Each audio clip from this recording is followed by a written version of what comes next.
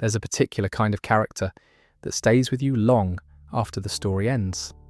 Not because you admired them exactly, and not because the ending left things unresolved, but because there's something in the architecture of who they were that keeps revealing new rooms the more you think about it. Walter White is one of those characters. Breaking Bad finished airing in 2013. Over a decade later, people are still writing essays about him, still arguing, still finding new things to say, still returning to specific scenes. The way you return to a painting you can't quite explain. That doesn't happen by accident. Most prestige television anti-heroes fade a bit once the credits roll for the last time. You appreciated what the show was doing. You admired the craft, and then it settles into memory as a thing you watched and enjoyed. Walter doesn't quite do that. He keeps nagging. I've thought about why that is for a while now, and I think it comes down to this. Breaking Bad is genuinely philosophical in a way that most television isn't, but it hides it very well. It hides it inside a gripping crime thriller, inside stunning desert cinematography, inside some genuinely tense sequences that hold up on rewatch even when you know exactly what's coming.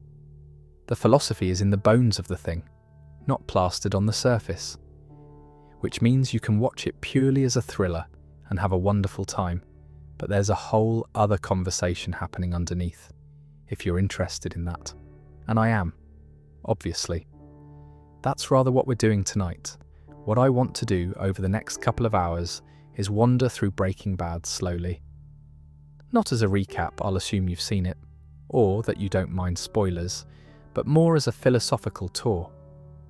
We'll look at who Walter White actually was before any of this happened, at the ideas the show keeps returning to, at the people around him, and what they illuminate about him, and at some of the larger questions the show is quietly asking throughout its run. I want to be upfront that this isn't a structured argument. I'm not trying to prove a thesis. This is more the kind of conversation you have when you've been thinking about something for a long time, and you finally have the space to just talk through it. Some of this will be textbook adjacent. There's genuine philosophy here, and I'll name it when it comes up, but none of it should feel like a lecture. If it does at any point, I've gone wrong somewhere. The show is set in Albuquerque, New Mexico. The main character is a high school chemistry teacher named Walter White, who at the start of the series is 50 years old, has two jobs, a son with cerebral palsy, a pregnant wife, a house with a faulty water heater, and a diagnosis of inoperable lung cancer. He has in the past been a genuinely brilliant scientist. He co-founded a company that by the time the show takes place is worth somewhere in the vicinity of $2 billion. He sold his share for almost nothing relative to what the company became.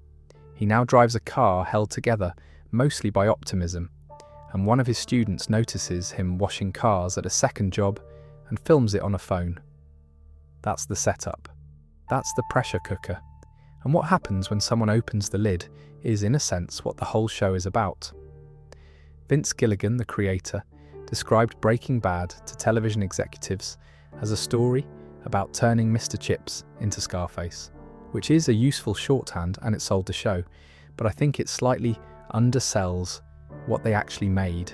It's not just a transformation story, it's a story about a transformation that was always possible in a person who had spent decades convincing himself and everyone around him that it wasn't. That's a different, and I think considerably richer premise. We'll get into all of that. The pride, the ego, the alter ego, the philosophy of chemistry, and what it says about the show's view of identity, the people Walt loved and the ways he destroyed them, the very specific wound of a man who believes he deserved more and never found a way to say it out loud, the finale, and what it does and doesn't offer in terms of resolution. None of this in a rush. That's rather the point. If you enjoy this kind of long-form exploration and you want to see more of it, there are more of these either already on the channel or in various states of being planned. A subscribe is genuinely appreciated. It's free, and it helps more than you might think. Right, let's begin with the man himself. Before the cancer, before the hat, before any of it, Walter White, at the start of Breaking Bad, is the kind of person you probably know. Not personally maybe, but as a type. The person who is quietly, carefully competent at a life that isn't quite the one they imagined. The person who has made peace with something, or appears to have made peace with something, in a way that requires a certain amount of daily maintenance. Not unhappy exactly, but not quite at rest either. The show establishes this portrait quickly and with real economy. We see the house, modest, a little worn, the kind of house that takes effort to keep respectable. We see the two jobs, chemistry teacher during the week, car wash attendant on weekends. We see Walt wearing a hairnet at the car wash, spraying down a vehicle, and one of his students from school pulls in and sees him. That moment takes about 3 seconds of screen time. The writers don't belabor it, they don't need to. The expression on Walt's face does everything. There's a scene early on where Walt is helping his son Walter Jr. with maths homework, and he's genuinely good at it. He's patient and clear and careful, and you can see that teaching is something he can do well, something he finds real satisfaction in. Then his wife Skylar reminds him that he has to be at the car wash by 4. That scene takes about 90 seconds, but it tells you more about Walter White's daily interior experience than a great deal of exposition could. He was 50 years old when the show begins. That's worth sitting with for a moment. 50 isn't old, but it's old enough to know with some precision the shape of the life you're going to have. The significant forks in the road are largely behind you. The decisions that were going to determine the broad strokes of your circumstances, the career, the house, the family, have mostly been made. What stretches ahead is a long, fairly predictable corridor. Walt is standing at the entrance of that corridor, and he knows exactly where it goes. Now, before we get to the cancer, and we will get to the cancer, there's a piece of Walt's backstory that the show parcels out slowly and deliberately, and that I think is probably the most important thing to understand about him. It concerns a company called Grey Matter Technologies. When Walt was a graduate student, he co-founded Grey Matter with his closest friend, Elliot Schwartz, and a woman named Gretchen, who Walt was romantically involved with. The details of exactly what happened are kept slightly vague throughout the series, deliberately so, but what we know is this: Walt left. He sold his share of the company for $5,000. By the time Breaking Bad takes place, Grey Matter is a billion-dollar enterprise. In the 5th season, the figure given is that it's worth somewhere in the range of $2 billion. Walt gave up his share of all of it for almost nothing. The show never fully explains why. There are suggestions, hurt feelings, a sense of betrayal, possibly something to do with his relationship with Gretchen, but the writers make a deliberate choice not to give us a clean explanation. And I think that's correct, because the absence of a clean explanation is itself the point. Whatever happened with Grey Matter, the wound it left isn't rational. It's not something Walt could have negotiated his way out of. It went somewhere deep. You can feel it in every scene that involves Elliot Schwartz. When Walt runs into the Schwartzes at a party, there's something in his body language that's almost impossible to fully describe. A controlled, careful performance of being fine, of having moved on, of not thinking about this, which is the performance of someone who thinks about it quite a lot. The reason this matters so much is that Grey Matter explains the specific texture of Walt's resentment. It's not generalised failure. He didn't just have a life that didn't go the way he hoped. He built something extraordinary, was part of something that turned out to be genuinely world-class, and then, for reasons that remain slightly murky, ended up back in a classroom in Albuquerque, while someone else got the credit, while someone else got the $1 billion, while someone else got, in a sense, his name. There's an episode in season 5 where Walt sees Elliot and Gretchen on a television chat show, being asked about the founding of Grey Matter. Gretchen states that Walt's contributions to Grey Matter were essentially nothing, apart from the idea for the company name. She largely erases him from the history of the company.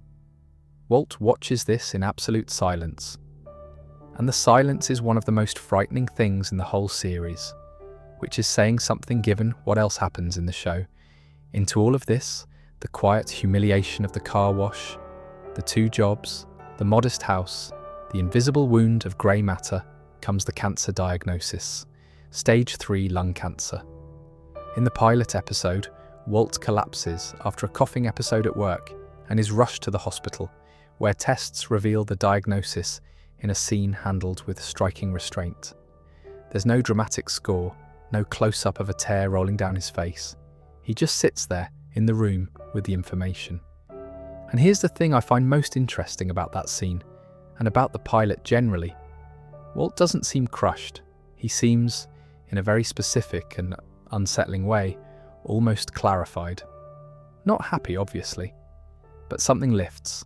Some ongoing efforts of suppression, the daily work of being fine, of being the man in the hairnet at the car wash, of watching the Schwartzes on television and saying nothing, suddenly becomes, if not unnecessary, then less urgent.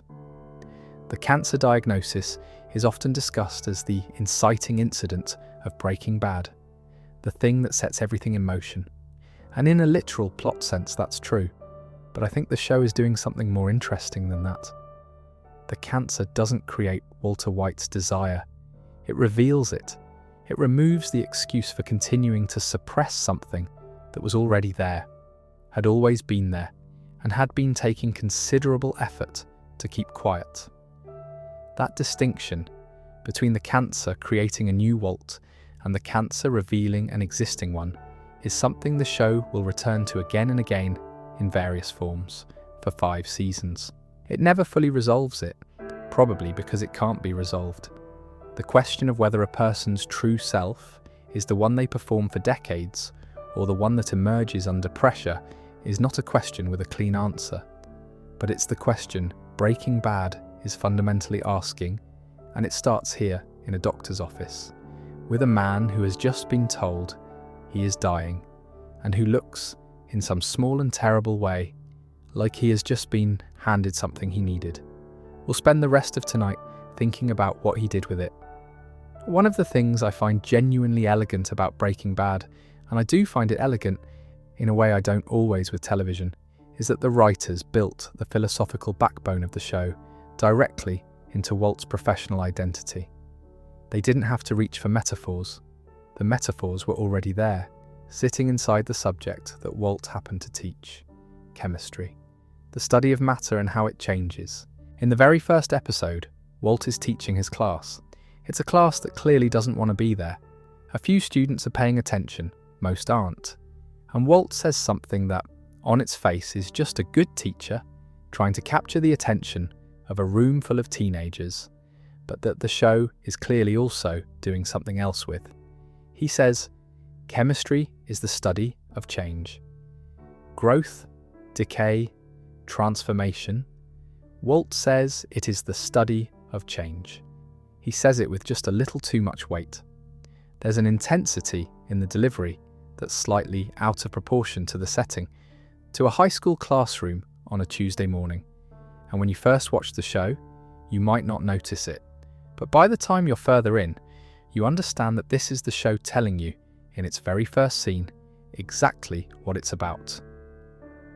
Transformation, change, the question of whether matter is ever truly destroyed, or whether it only ever changes form.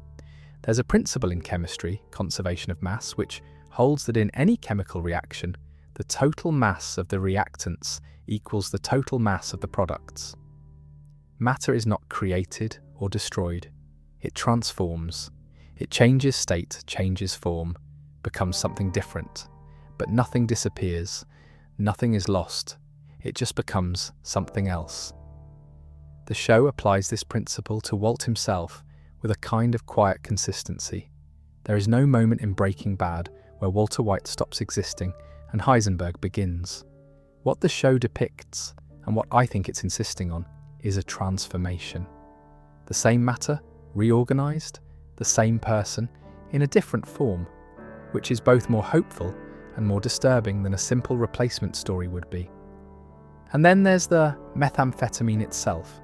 Walt's product is famously pure, notoriously pure eventually. 99.1% purity, which in the world of the show is essentially unheard of, something the market has never seen, something that elevates his product into a category of its own. And this is interesting because Walt is, objectively, making a drug. He is contributing to addiction, to the destruction of communities, to violence and crime. None of that is ambiguous, but his attitude toward the product is not the attitude of someone who has made a utilitarian calculation about acceptable harm. It's the attitude of an artist toward their work. He cares about the purity. He is genuinely offended by inferior product. There's a scene early in the show where he evaluates someone else's methamphetamine and describes its flaws with the detached, clinical precision of a professor marking an undergraduate paper. He's not acting. He genuinely finds the impurity aesthetically offensive in a way that has nothing to do with its market value. I find this detail philosophically rich because what it's telling us is that for Walt, the cook is not primarily a means to an end. It's an expression. It's the first thing in perhaps decades that allows him to deploy his real capabilities, his extraordinary chemical mind, his precision, his skill, without compromise, without a hairnet, without a student filming him on a phone. The product is, in a strange way, him, the purest possible him, which is why he can't let it be anything other than exceptional, even when exceptional is inconvenient, even when perfect would be dangerous. The chemistry metaphor extends further still into the question of organic versus inorganic change. In chemistry, organic compounds are generally carbon-based, the kind associated with living things. With growth that happens according to internal, inorganic changes can be reactive or triggered by external catalysts, but many also occur spontaneously or through internal dynamics and are not defined by reactivity alone. Atalysts. The show never uses this language explicitly. It's a television drama, not a philosophy seminar, but it keeps returning to this question in other forms. Was Walt's transformation organic? Something that was always going to happen given enough pressure, given the right conditions? Or was it inorganic, triggered externally by the cancer, by the circumstance, by the specific series of events that led him into a meth lab with a former student? Is he something that grew into what he became, or something that was reacted into it? I don't think the show answers this. I think it's deliberately structured so that both are plausible. There's substantial evidence that the darkness in Walt was always there, waiting. And there's also substantial evidence that without the cancer, without Jesse Pinkman turning up in that DEA raid, without the specific sequence of pressures and opportunities that followed, Walter White would have lived out his days washing cars on weekends and giving chemistry lectures that most of his students slept through. Both things seem true at the same time. The show is comfortable with that contradiction in a way that I find honest. There's also something worth sitting with in Walt's choice of methamphetamine specifically. This isn't a business decision born of pragmatism. Jesse cooked meth. Walt knew meth chemistry. But Walt is the kind of person who could have turned those skills in any number of directions. The fact that he turns them toward the most precise, most technically demanding application of his craft, is, I think, intentional. He's not looking for an easy path to money. He's looking for a stage. The lab, as the show develops, becomes almost a sanctuary. There are scenes in Walt's cook sequences that are filmed with a kind of reverence, long takes, careful attention to process, a quietness that's different from the tension of the rest of the show. The lab is the one place in Walt's life where he is entirely, uncomplicatedly competent, where nothing is mediocre, where the product of his effort is, by any measure, extraordinary, where he is, in the most literal possible sense, in his element. Chemistry is also, in a more prosaic sense, about reactions, about what happens when you combine things that wouldn't naturally meet. Walt and Jesse are a bit like this.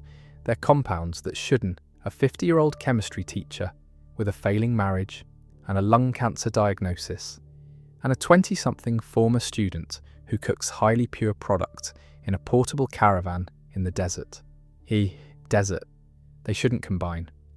The reaction, when it happens, is violently unpredictable, and it produces something that neither of them could have produced alone, which is, if you think about it, more or less the definition of a chemical reaction.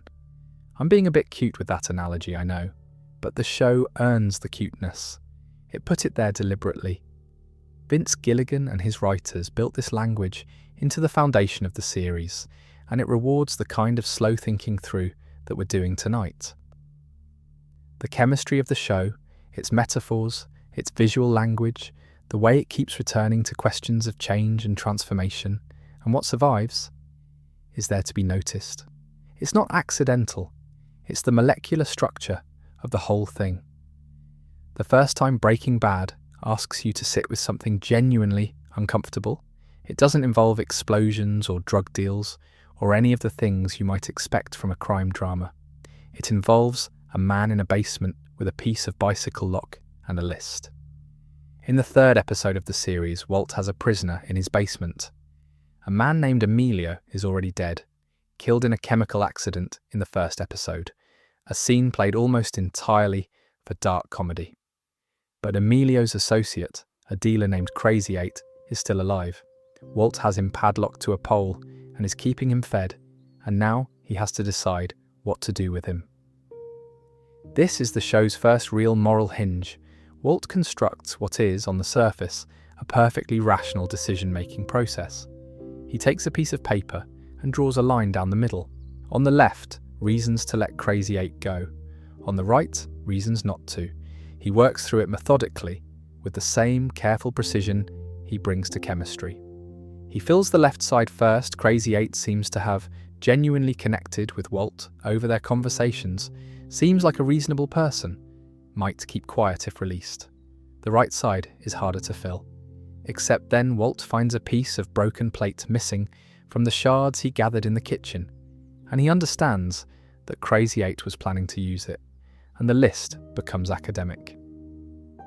What I find so philosophically interesting about this scene is not the decision itself, but the form of it, the list, the rational deliberation, the performance of careful ethical thinking around something that doesn't actually admit of rational resolution. Walt can't reason his way through this. There's no logical framework that can tell him what the right thing to do is, when the options are releasing someone who might kill your family or killing someone who is, in the circumstances, a genuine threat to you.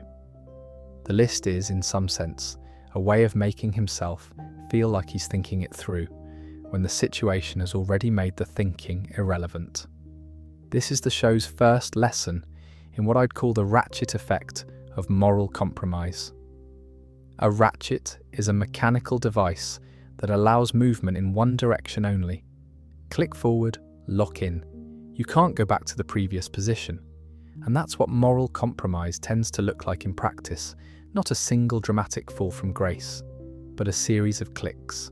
Each one small enough to feel manageable, each one locking in the position before it, each one making the next click feel slightly less enormous than it would have otherwise. Walt, after that scene in the basement, is never again the man who was standing in front of the car wash in episode 1. Something has shifted. Not everything, not even most things, yet, but something. And the show understands that this is how it actually works, not through a single catastrophic moral failure, but through accumulation, through the ratchet. The escalations that follow across 5 seasons each have this quality. They're each, in their moment, defensible by some internal logic Walt has constructed. Jane, Jesse's girlfriend, a young woman, is overdosing in the same room, and Walt watches and does nothing. He could have saved her. The main character is a high school chemistry teacher named Walter White, who at the start of the series is 50 years old, has 2 jobs, a son with cerebral palsy, a pregnant wife, and a diagnosis of inoperable lung cancer.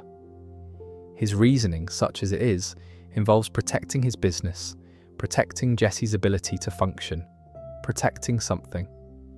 The logic is grotesque, but it's logic. It's not random cruelty. It's the ratchet clicking one more time. The poisoning of Brock, a child, Jesse's girlfriend's son, is perhaps the most extreme example. Walt poisons a child to manipulate Jesse's emotional state and turn him against their mutual enemy. He chooses a poison that is far less likely to kill. Ricin would have been fatal, so Walt uses Lily of the Valley instead, which tells you something. He's still capable of calibrating. He hasn't lost the ability to make distinctions. He just makes them now inside a moral framework that has shifted so far from its starting point as to be unrecognizable. It's a calculated, deliberate act of harm against a child, justified to himself on the grounds of strategic necessity. And he does it with real competence. What's happening here, philosophically, is something that several thinkers have written about. There's an argument, which I find persuasive, that moral decision-making is highly context-dependent, that people don't operate from a fixed internal moral code so much as from a set of situational judgments that are heavily influenced by the moral decisions they've already made. Put simply, where you draw the line tomorrow depends on where you drew it yesterday. The person who has already crossed certain thresholds perceives the next threshold differently from someone approaching it fresh. This is why incremental corruption is so much more effective than frontal assault. Walt doesn't go from chemistry teacher to child poisoner in one step. He takes about 40 steps, each one moving the goalposts a little further. The philosopher Derek Parfit wrote about a related idea, that the person who commits a moral act is not, in certain important senses, the same person who later evaluates it. We change between the act and the retrospective judgment of the act. Walt at the end of Breaking Bad is not well positioned to evaluate what Walt at the beginning of Breaking Bad would have done, because Walt at the end and Walt at the beginning are in meaningful ways different people, not in a supernatural or discontinuous sense, but in the sense that the choices have compounded and created someone with different intuitions, different thresholds, different emotional architecture. Breaking Bad understands this. It's why the show doesn't have a moment of dramatic moral collapse. It has a series of quiet, almost undramatic steps, each one following from the last with a horrible internal consistency, which is, I think, how it usually goes, in fiction and out of it. There's also something worth noting about Walt's relationship to guilt throughout this process. He doesn't seem to lack the capacity for guilt entirely. There are moments, particularly in the earlier seasons, where you can see it in him, something that costs him. But his response to guilt is consistently rationalization rather than genuine reckoning. He processes moral discomfort by constructing explanations, by finding the logic that makes what he did not just survivable, but necessary, even correct. He's very good at this, which in some ways is worse than if he simply felt nothing. A character who felt nothing would be recognizable as a monster. Walt remains partially recognizable as a person, and that's what keeps you watching, and what makes the show's questions feel relevant to lives that don't involve meth labs. Because the rationalizing, the construction of post hoc justifications for things we already wanted to do, the incremental adjustment of moral thresholds, the way guilt gets processed into explanation, that's not a pathological behavior exclusive to the Walter Whites of the world. Most people have some version of it. Breaking Bad is simply willing to follow the logic of it further than most stories dare to go. The ratchet moves forward. It doesn't move back. That's the device. That's the show. At some point in the first season, it happens gradually, so there's no precise timestamp. Walt starts wearing a hat. A plain black pork pie hat. It's a small wardrobe choice, and if you watch the show when it first aired, you might not have paid much attention to it, but the show pays attention to it. The hat becomes, over the course of 5 seasons, one of the most loaded pieces of costuming in television. When Walt puts it on, something shifts. When he takes it off, something else shifts. The hat is the marker of Heisenberg. Heisenberg is the name Walt gives to his criminal alter ego. He adopts it, borrowing from the physicist Werner Heisenberg, known for the uncertainty principle. The idea that certain pairs of properties of a particle cannot both be known precisely at the same time, and he uses it as a kind of container. Heisenberg is the version of Walt who is not afraid, who is not small, who is not washing cars on weekends or standing quietly while Elliot Schwartz talks about grey matter on television. Heisenberg is the version of Walt who knocks. The construction of an alter ego is philosophically interesting in ways that go beyond the obvious. Carl Jung, the Swiss psychologist, wrote extensively about what he called the shadow, the part of the personality that contains the traits the conscious self has decided to deny, suppress, or project outward. The shadow isn't evil necessarily, it's just the repository for everything we can't comfortably include in our preferred self-image. And Jung's argument was that suppressing the shadow doesn't eliminate it, it just gives it more power. The things we refuse to acknowledge in ourselves have a tendency to find other expressions. Walt has been suppressing an enormous shadow for decades. The ambition, the arrogance, and it is arrogance. We'll get to that. The hunger to be recognized as exceptional, to be treated as the remarkable intellect he genuinely is. The anger at what happened with grey matter.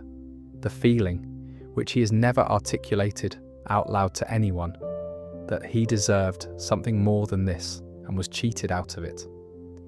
All of that has been living in the shadow while Walter White, high school chemistry teacher, performed the role of a man who was fine.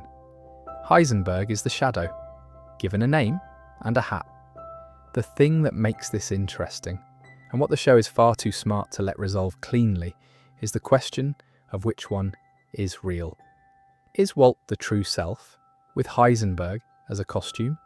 Or is Heisenberg the true self, with Walter White, the chemistry teacher, having been the mask all along? This is the question the show asks most insistently, and refuses to answer. And I think the refusal is intentional, because the question may not have a good answer. There's a philosophical tradition, particularly in existentialist thought, that says the self isn't something fixed that you discover. It's something you make through your choices. Sartre's formulation was that existence precedes essence. You exist first, and then through the choices you make and the actions you take, you create the person you are. There's no pre-existing Walter White essence waiting to be uncovered. There's just a series of choices accumulating over decades which have created someone. And the choices Walt makes as Heisenberg are as much Walt as the choices he made as a teacher. That's a more uncomfortable framing than the one that says Heisenberg was inside him all along. The alter ego was always real story lets Walt off the hook in a certain way. It suggests he was always going to be this, that it was inevitable, that the chemistry teacher was the fiction and Heisenberg was the truth. But if the self is made through choice, then Walt made himself into Heisenberg, step by step, and is accountable for each step, not fated to it, not revealed by it, responsible for it. Vince Gilligan has talked about this in interviews, noting that the show is in many ways a meditation on the consequences of choice, that it's designed to be relentlessly logical in following Walt's decisions to their outcomes without offering him the excuse of destiny, which I think is the braver artistic choice, even if it's a less comfortable one. There's a scene in season 4, one of my favourites, in the whole series, where Skylar is frightened. She's realised the scope of what Walt is involved in, and she's trying to tell him that they need to run, that they need to get out, that they should take the family and go to the police and explain. And Walt says, in a voice that's very quiet and very calm, "Who are you talking to right now? Who is it you think you see? Do you know how much I make a year? I mean, even if I told you, you wouldn't believe it. Do you know what would happen if I suddenly decided to stop going into work? A business big enough that it could be listed on the NASDAQ goes belly up, disappears. It ceases to exist without me. No, you clearly don't know who you're talking to, so let me clue you in. I am not in danger, Skylar. I am the danger. A guy opens his door and gets shot and you think that of me. No, I am the one who knocks. That speech is often quoted as a badass moment, and on the surface, yes, it has that quality, but watching it again, particularly knowing where the show is going, it reads rather differently. It reads as a man explaining himself to himself as much as to his wife. Walt is not just performing strength for Skylar's benefit. He's reminding himself of who Heisenberg is, reassuring himself that the hat is still on, that the shadow is still in control. There's a moment where Walt intimidates his neighbour Carol, a woman whose only crime is living next door, simply by walking up to her and saying hello. Between Walt and Heisenberg has become genuinely blurry, and not just to the viewer. There's a moment where Walt intimidates his neighbour Carol, a woman whose only crime is living next door, simply by walking up to her and saying good morning. He's not threatening her. He's not doing anything. He's just standing there. But the aura of him, something in his pause Breaking Bad, frequently explicitly shows Walt's emotional reaction. From the Walter White who used to wash cars on weekends, that Carol drops her groceries from pure fear. Walt watches her go, and there's something in his expression that's hard to read. Is he disturbed? Is he pleased? The show doesn't tell you, it lets you sit with it. The hat, by that point, doesn't tell you very much. He doesn't need the hat anymore to be Heisenberg. The transformation has gone further than that, which might be exactly what the show means when it keeps returning to the question of who Walt actually is. At a certain point, the mask doesn't come off. It doesn't come off because it isn't a mask anymore. It's a face. Whether that makes the story more or less tragic depends on your philosophical starting point. If you believe there's an original, authentic self that gets buried or corrupted, then it's tragic. The real Walt is in there somewhere, buried under Heisenberg. If you believe the self is made through choices, it's something different. It's not corruption, it's authorship. Walt wrote himself into Heisenberg, page by page, and by the end of the story, that's who he is. I find both framings genuinely uncomfortable, for different reasons, which is probably the sign of good art. In the second to last episode of Breaking Bad, Walt has a conversation with Skylar that the show has been building toward for 5 seasons without quite knowing it. Walt is leaving. He's not going to see her again. He's already arranged, through the Schwartzes with some coercion involved, for his son to eventually receive the money. There's nothing left to accomplish in this conversation. It doesn't need to happen at all. And yet Walt comes. He begins by saying the thing he's presumably been rehearsing, the thing he's told himself for years, the scaffolding on which the entire enterprise has been constructed. He did it for the family.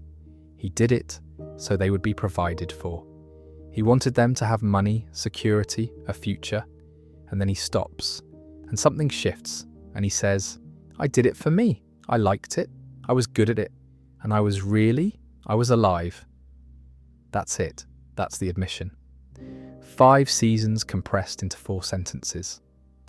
I want to sit with this for a moment, because I think it's philosophically denser than it might appear on first watch.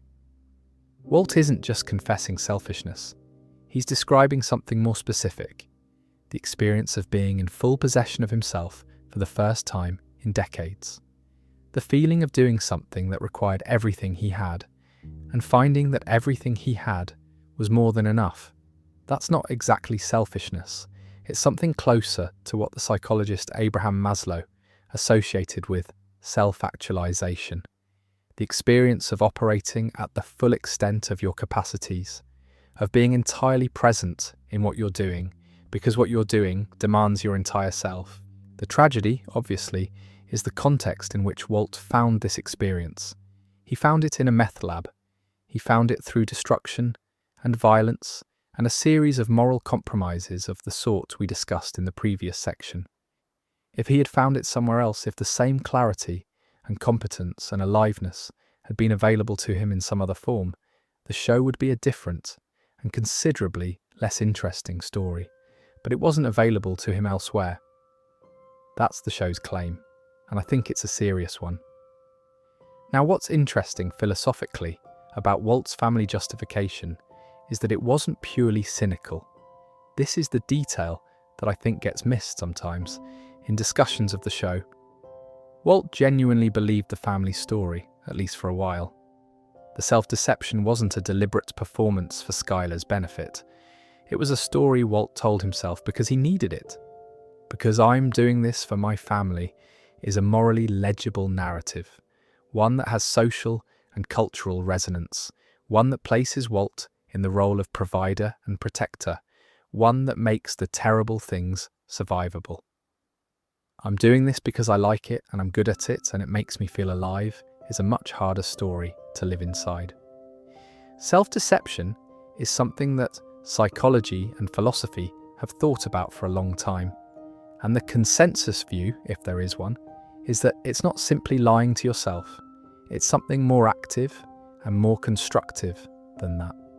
When we self-deceive, we're not just suppressing a true belief and replacing it with a false one. We're building an architecture of interpretation that makes the preferred story feel true from the inside. Walt builds this architecture carefully over the course of the show. Every moral choice is reframed through the lens of what's best for the family. Every crossing of a line gets a family-shaped justification. The architecture gets more elaborate as the choices get more extreme, until it eventually collapses under its own weight, and the admission in that room with Skylar becomes the only thing that's left.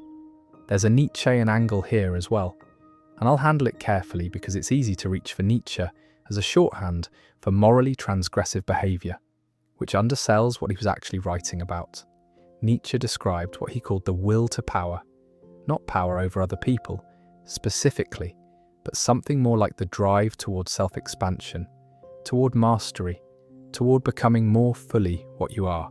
It's a drive that doesn't fit neatly into either selfishness or altruism, because it's not primarily about what you get or what you give. It's about what you are and what you're capable of becoming. Walt's desire, the thing underneath the family story, the thing the finale admission names, is something like a Nietzschean will to power. He wants to expand. He wants to be recognized as exceptional. He wants to operate at the full extent of his capabilities. None of that is altruistic exactly, but it's also not reducible to simple greed or simple cruelty. It's something more like a very old, very deep human hunger that Walt spent decades starving, and then finding an outlet could not stop feeding. Whether that excuses anything is a separate question. I don't think the show thinks it does. The finale is not structured as a vindication. It's structured as an accounting. Walt gets to say the true thing, finally, and the true thing is simultaneously comprehensible. You can understand why he wanted what he wanted, and insufficient as justification for what he did to get it. What I find most interesting about that admission is what it doesn't say. It doesn't apologise. It doesn't claim that the cost was worth it. It doesn't ask for understanding. It's just accurate. For the first time in the whole series, Walt is not performing. He's not constructing a story. He's just describing what is true. And the show frames this, but she does not say in the conversation that this is the first thing Walt has ever said to her that she believes it may be. The dignity of accuracy after years of elaborate self-deception. Skylar doesn't respond warmly. She has very little reason to, but she does say in the conversation that this is the first thing Walt has ever said to her that she believes, which is its own kind of testament to how comprehensively the architecture of the family story had colonized everything before it. The family story was also, I think, a way of managing guilt. If Walt was doing this for Skylar and Walter Jr. and the baby, then the harm he caused could be offset against the protection he was providing. The equation could be made to balance, if you squinted at it correctly. Once the family story is removed, there's no offset. There's just the harm, and the reason for it, which is that Walt liked it, and it made him feel alive. That's not a morally comfortable resting place. It's not supposed to be, but it is an honest one. And Inner Yes Walt is sitting alone in a bar in New Hampshire, and he watches the television, and there are Elliot and Gretchen Schwartz being interviewed on the Charlie Rose program, I believe, talking about grey matter, keep returning to as a kind of key to the whole show. Walt is sitting alone in his house, and he and Gretchen implies Walt's contribution to grey matter was essentially limited to the name rather than the scientific breakthroughs. The Charlie Rose program, I believe, talking about grey matter. The interviewer asks about the origins of the company, about who founded it, about Walt's role. And Gretchen describes Walt's contribution as essentially personal rather than scientific. She says the name Walter White, and then explains with careful diplomatic phrasing that his involvement was not really what made the company what it became. She erases him, on television, in front of whoever happens to be watching. Walt says nothing. He just watches, and then he turns the television off. And the scene ends. There's no dramatic musical cue, no close-up of a clenched jaw. Just a man watching himself be made to disappear, and turning off the screen. And somehow, this is one of the most frightening things in 5 seasons of a show that contains poisonings and executions. What makes it frightening is that you understand, by this point, exactly what that erasure means to Walt. You understand the wound, and you understand that seeing it reopened publicly, casually, on a chat show is going to do something. The scene functions as a kind of fuel injection. Whatever Walt was going to do next, he's going to do it a little harder. We talked in the previous section about Walt's admission that he did it for himself, that he liked it and was good at it. Pride is the engine beneath that admission. Not ordinary pride, not the kind that comes from a specific achievement and fades when the next thing comes along, but something the researchers Williams and Destino call hubristic pride, which is pride that isn't directed at a particular accomplishment, but is instead a generalized, unconditional, positive view of oneself as a whole. The sense that one is, simply and fundamentally, exceptional, that one's intelligence, capability, and worth are inherently greater than what the world has elected to recognize. Walt has this. He has it in vast quantities, and the particular cruelty of his situation at the start of the show is that he has evidence for it. He is genuinely exceptional. His chemistry is objectively extraordinary. His intellectual capability is real, not imagined. The tragedy isn't a mediocre man who thinks he's special. It's a genuinely remarkable man who's been arranged by circumstance into a life that can't reflect that back to him. That distinction matters. It makes Walt more sympathetic, but it also makes the pride more dangerous. Because pride that has some legitimate basis is pride that can always be justified. Walt always has the chemistry to point to. His brother-in-law Hank, in the early episodes, casually offers to take Walt on a DEA ride-along. The defense that the pride is earned. The Pater Walt turns down Elliot's job offer. When Walt is ill, when the cancer is frightening and the money is thin, his former partner Elliot offers to cover all of Walt's treatment costs through Grey Matter's health insurance. It's a kind gesture offered without condescension. Walt turns it down. When Walt is ill, when the cancer is frightening and the money is thin, his former partner Elliot offers to cover all of Walt's treatment costs through a charitable foundation. It's a genuine offer. Walt turns it down. When the meth business becomes genuinely dangerous, when there are moments where walking away would be survivable, Walt doesn't walk away. Each of these refusals has a surface explanation: dignity, independence. I don't need charity, I can handle this myself. But underneath each one is something else. To accept help is to acknowledge that you need it. To need something is to be, in some small way, lesser than the person who doesn't. For someone whose entire interior identity rests on being exceptional, being lesser, even in a limited, practical, no one would judge you for it sense, is intolerable. This is pride as a closed system. It's self-reinforcing. The more Walt refuses exits on the grounds of pride, the more he's committed to the path that requires pride to sustain. The meth empire becomes, among other things, a monument to Walt's need to never be the person who needed help. We touched on the "I am the danger" speech in an earlier section. in the context of Heisenberg as alter ego. But it's Walt insists, at considerable volume, that he is not in danger. Aye. That speech is sometimes read as Walt finally asserting himself, finally saying what he's always been too repressed to say, and there's something to that. But it's also a speech about fear. Walt insists, at considerable volume, that he is not afraid. He insists that he is the threat, that he is the one to be reckoned with, that the danger flows from him rather than toward him. He's right about this. In a practical sense, he is genuinely dangerous by this point. But the insistence itself is telling.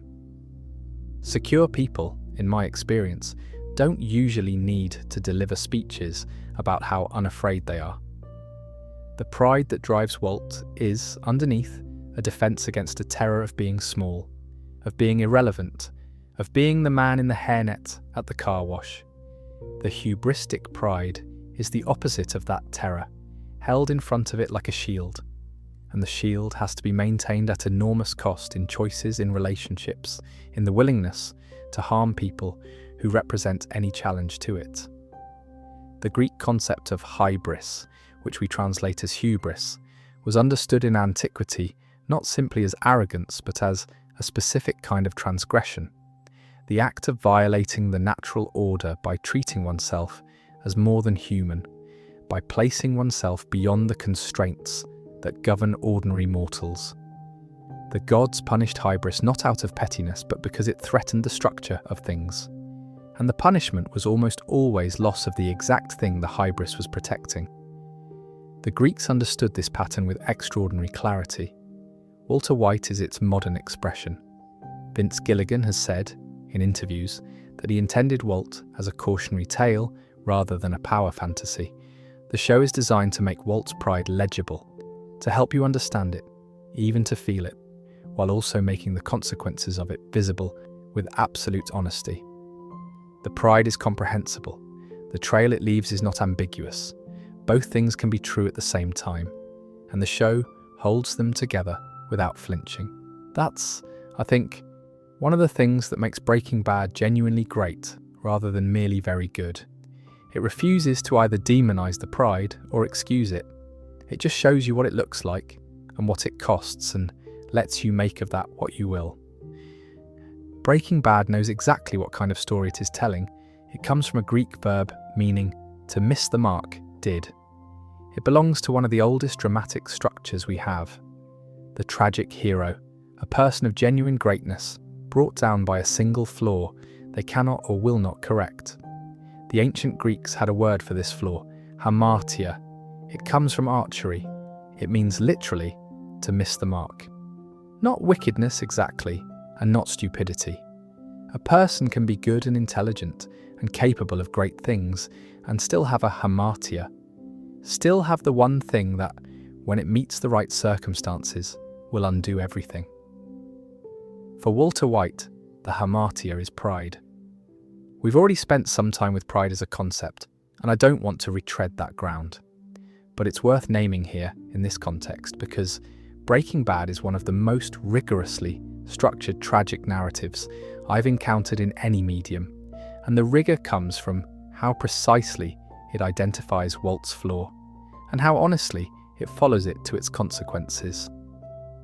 The classical tragic structure in Aristotle's formulation has a few key components. There's the person of nobility or distinction, not necessarily a king or a warrior, but someone who is genuinely above the ordinary. There's the hamartia, the fatal flaw. There's the fall, the shift from prosperity to adversity, brought about through the logic of the flaw rather than through random misfortune. And there's the anagnorisis, the moment of recognition, when the hero finally sees what they've done and what they've become.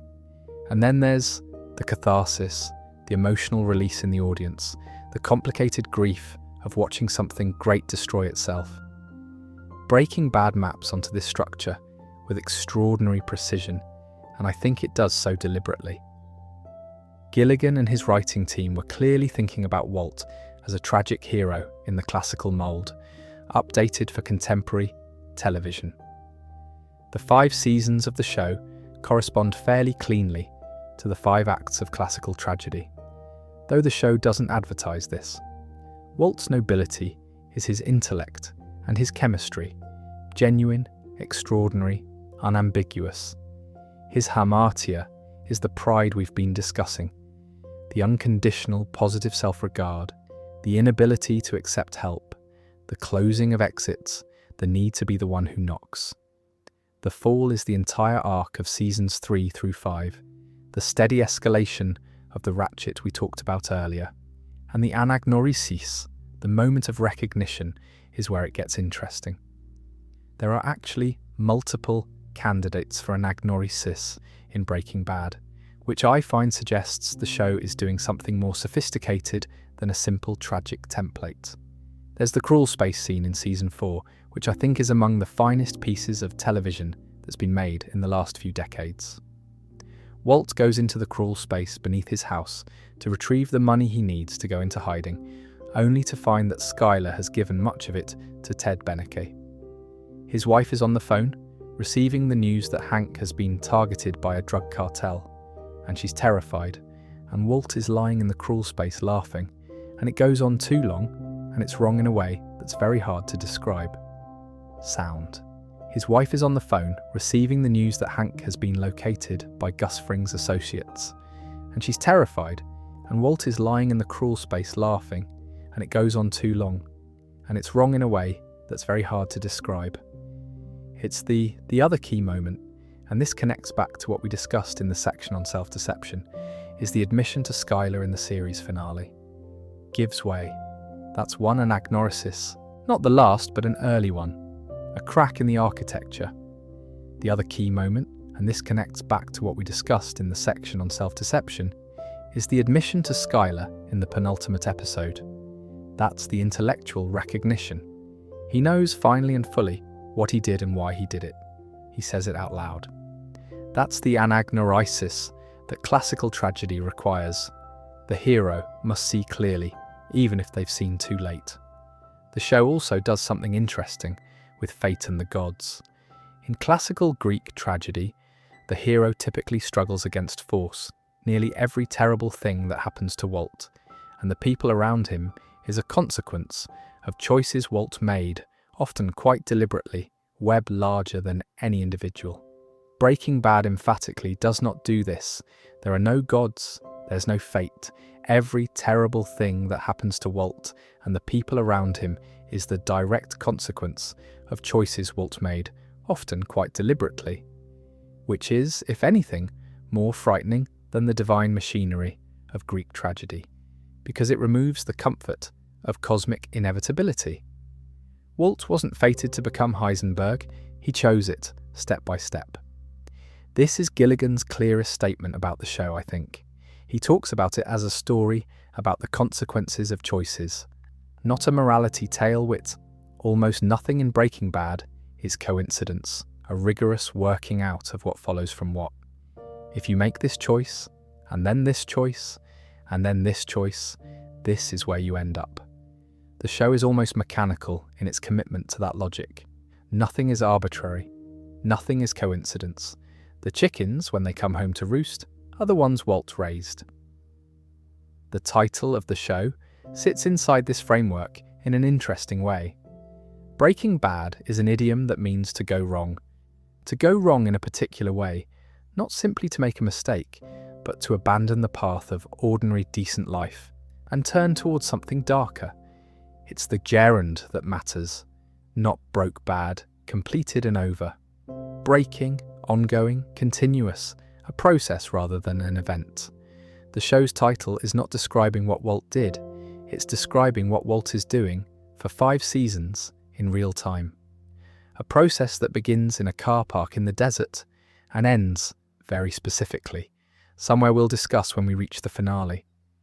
The catharsis question is one I find genuinely difficult to answer for myself. Classical catharsis is supposed to produce an emotional release, grief and pity for the fallen hero, perhaps fear on our own behalf, a complicated feeling that's somehow cleansing. I'm not sure that's quite what Breaking Bad produces. It's closer to something like exhaustion or sorrow, or the feeling you have after finishing a very long and very honest book that didn't spare you anything. Not exactly cleansing, but not empty either. Something has happened in you over the course of watching it, and you come out the other side changed in some small way, which might be the most modern version of catharsis available to us. Not the ritual release of tragedy in an amphitheatre, but the slower, quieter alteration that comes from spending 62 hours with a person and understanding them fully in all their capability and all their damage, and watching what follows from that understanding. The show earns its ending. That's what I want to say ultimately about it as a tragic structure. It earns it. Nothing is rushed, nothing is unearned, nothing falls from the sky. The tragedy builds with the slow, terrible logic of a chemical reaction. And when the reaction completes, you feel the completeness of it. That's not nothing. That's rather a lot, actually. Before we leave the tragic structure behind, there's something about the show's pacing I want to name. Classical tragedy moves fast by the standards of what we're used to in television. The action compresses, decisions stack. But Breaking Bad takes 62 episodes over 5 years of production, and it uses that time the way a novelist uses it, rather than the way a film uses it. Which means the tragedy accrues slowly, in small increments, in the way that actual ruin tends to accrue in actual lives. The slow pace is the point. You live with Walt long enough to understand the gradual logic of what he does, long enough that when the tragedy arrives fully formed, you feel its weight not as a sudden impact, but as the landing of something that has been in the air for a very long time. That's not an accident of television economics. That's a structural choice by writers who understood that the tragic form, applied to this story, required duration, required you to be there for every small step, so that when you reach the end, you've walked every bit of the distance yourself. Breaking Bad is, in one sense, the story of Walter White. In another sense, it's the story of the people Walter White moved through, like a slow-moving weather event.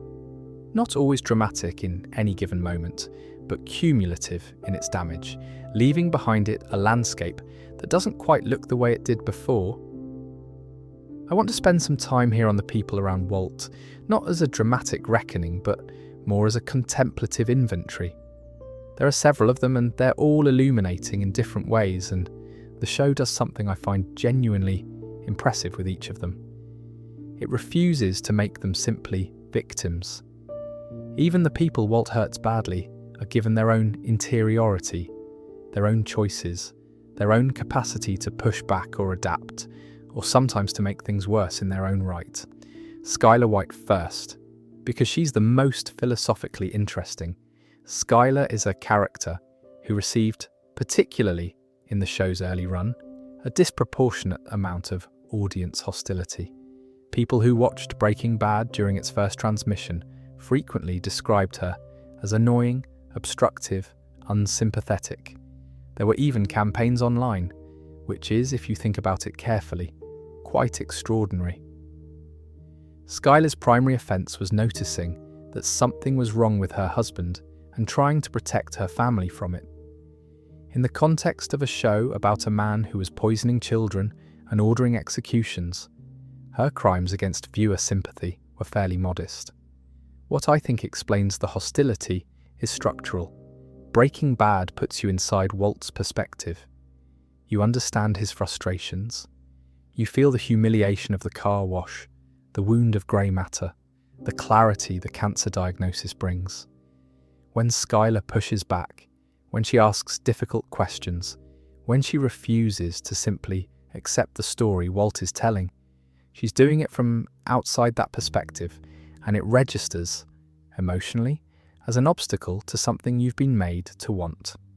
The show, consciously or not, creates the conditions for the audience to resent her the way Walt resents her, which is itself a kind of statement. As the show develops, Skylar becomes something more complex and more troubling. She doesn't remain purely resistant. She figures out what's happening, and then, step by step, in a horrible echo of the ratchet we discussed earlier, she becomes complicit. She launders money through the car wash she takes over. She keeps Walt's secrets. She participates because, at a certain point, participation feels like the only available form of protection. By season 5, Skylar is not a victim in any simple sense. She's someone who made choices under extreme constraint that she is visibly destroying herself over. The scene where Skylar walks into the pool, fully clothed, in front of Walt's family dinner party is one of the quietest explosions in the show. She doesn't shout. She doesn't make accusations. She just walks into the water and stands there. It's an act of complete withdrawal, not a dramatic gesture, but a person removing themselves from a situation that has become unbearable in every available direction. The genius of it is that it looks from the outside like madness, and the people around her respond to it as madness, and that makes it worse. Hank Schrader is, in many ways, the show's most ironical creation. Hank is the DEA agent who's been hunting the elusive drug lord Heisenberg for years. He is brilliant at his job. He makes intuitive leaps that his colleagues don't make. He follows threads that others dismiss. And he has dinner with Heisenberg regularly, at his sister-in-law's house, and considers him something of a lovable milquetoast.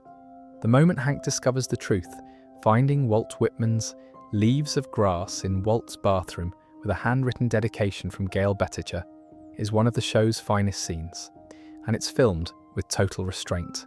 Hank sits on the toilet reading a poetry collection. His face changes. He puts it down. He goes back to the party. He barely speaks for the rest of the scene. The discovery has been enormous and perfectly silent. What strikes me about Hank is that his pursuit of Heisenberg was, in a way, the defining purpose of his adult professional life. And the answer was sitting across from him at family barbecues. The irony is almost classical in its completeness. The hunter and the prey-sharing potato salad, year after year, neither aware of the other's significance. Walter Jr., Flynn, as he prefers, is perhaps the most painful character to sit with in the whole show, and the writers use him sparingly, which I think is exactly the right decision. He appears frequently enough for you to know him, but not so frequently that his perspective dominates. And what his presence does, throughout the show, is provide a kind of before and after measure for Walt's self-justification.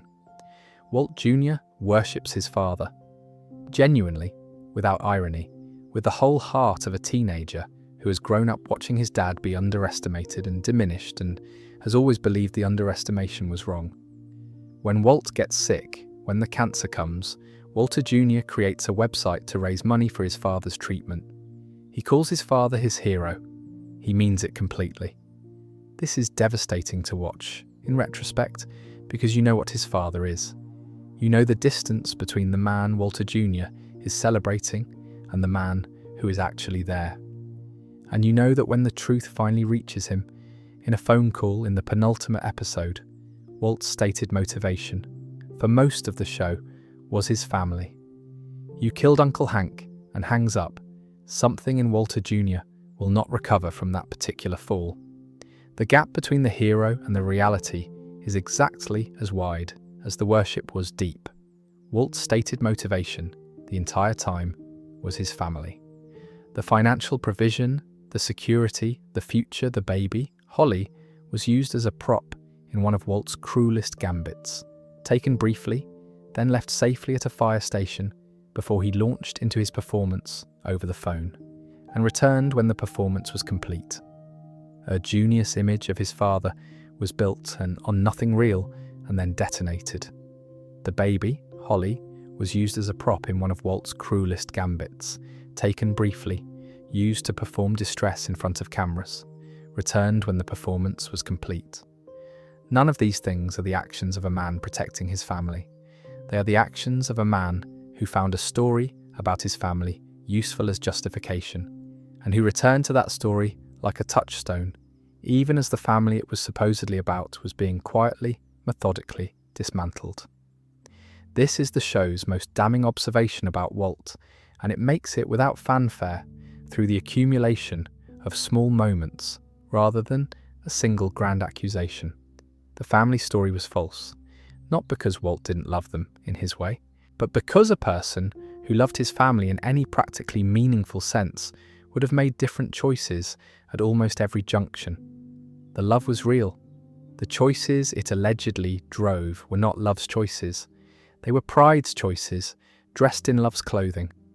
The people Walt broke, Skylar, Hank, Walter Jr., and beyond them Jesse in ways we'll get to shortly, and Mike and Jane, and a long catalogue of people who were in the wrong place at the wrong time, when Walt's needs and Walt's choices intersected with their lives, are the real record of what Breaking Bad is about. Not the chemistry, not the empire, not the hat.